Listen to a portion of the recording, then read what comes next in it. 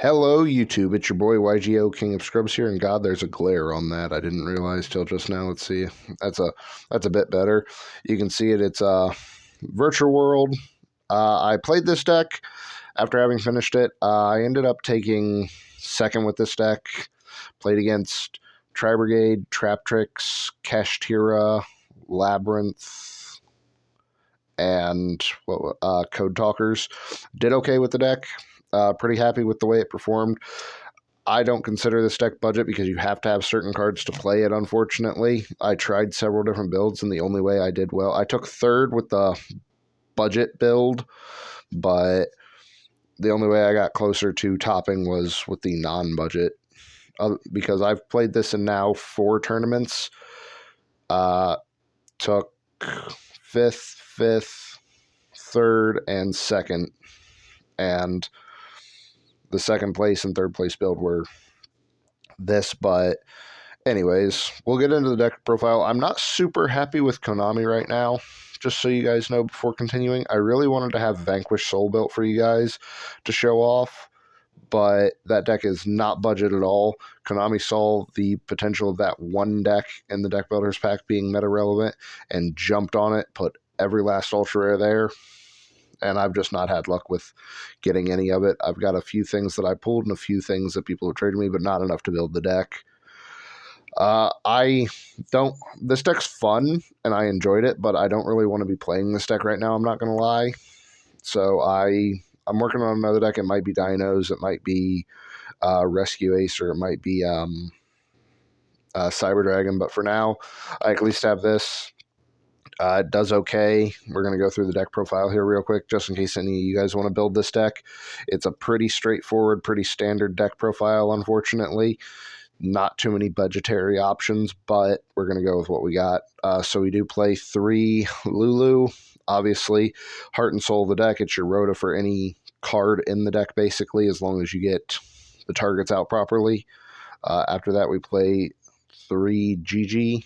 It's just 3 of each of the big names, or each of the names, basically, other than one of them. GG's your Recycler. Gives you cards in your hand. Then we played 2 Nyan Nyan. Great card.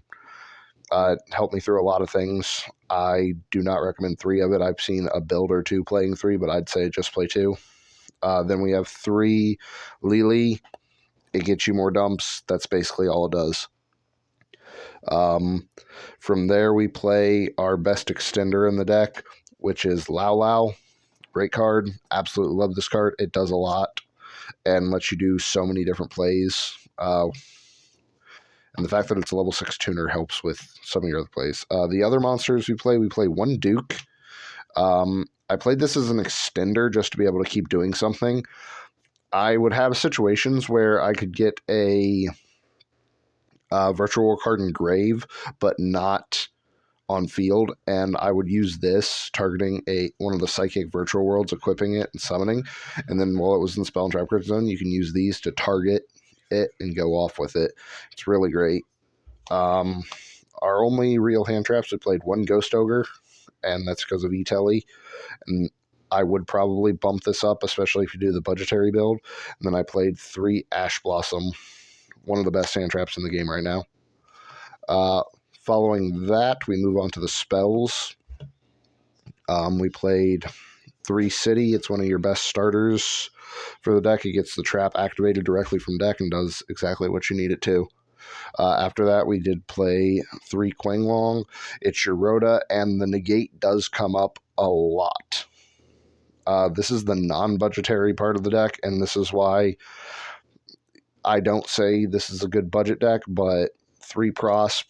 You guys watched me trade for 1 and pull the other 2. Stupid lucky.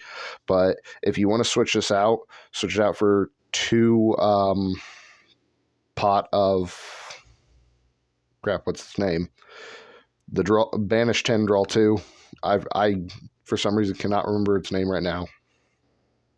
It's not this is Prosperity Desires. My mind went completely blank there.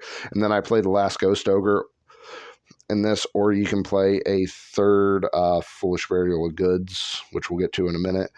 After that, 3 E-Telly. Thank God this card got a reprint, otherwise it would be stupid expensive as well. This card keeps popping up in decks, and it's really good and does a lot for this deck. It's also a free extender, and on my opponent's turn, I would use, if I needed to, I would have this set and activate it, summoning Ghost Ogre from the deck, which gave me another disruption. From there, we have Foolish Burial of Goods. This is a 2 of. If you do play the budgetary build, you can bump this up to 3. It dumps your Quinglong, which gets you a Rhoda, which gets your engine started. A lot of times, the problem with this deck is you don't draw into a monster, or you draw into too few. Finally, one Called by the Grave. I still say this card needs banned, but as long as it's legal, we're obviously going to play it. But yeah, that wraps it up for the spells. From there, we go on to the traps. Again, pretty standard. We play one Zunwu?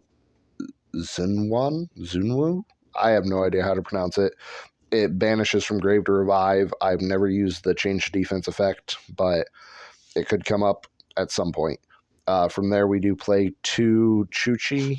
This card's amazing. You definitely want it as a 2 of. The banish from grave to level modulate comes up a lot. And then the final main deck card, I did main deck triple evenly match. This deck does struggle to play through boards sometimes. If your opponent can just pop or negate your first spell card or placement card and you don't have any more, this either forces the negate or clears it. I don't really do... you saw my sideboard sitting there a minute ago, but I don't show the sideboard. I don't know why I had it there. That's my bad. From here, we do play a card that, again, expensive, and why this deck is not budget, because this is the best build, or at least in my opinion. It's the most consistent build that I've tested. I've tested several other people's builds because I didn't know what I was doing wrong at first. And this deck was new to me, but this is what I've come up with and has been the most consistent. And then, so to start off, we do play 1 Dragoons. Disappointing to say. Expensive card for no reason, but it comes up, and the reason we can play it is Muddy Muddragon. This card's really good. There was something you could play in place of the Dragoon. I don't remember what it was. If you wanted to play this, I do not actually own a Coral Dragon, just so everybody knows, but I would definitely play Coral Dragon in this deck. From there, we play 1 Stardust Charge Warrior. It's your draw. It's a level 6. It is unfortunately a gold rare because it's the only one I own. From there, we do play Juji. Really good card. The Send effect has come up quite a few times and has been very good for me. We do play 1 Crystal Wing.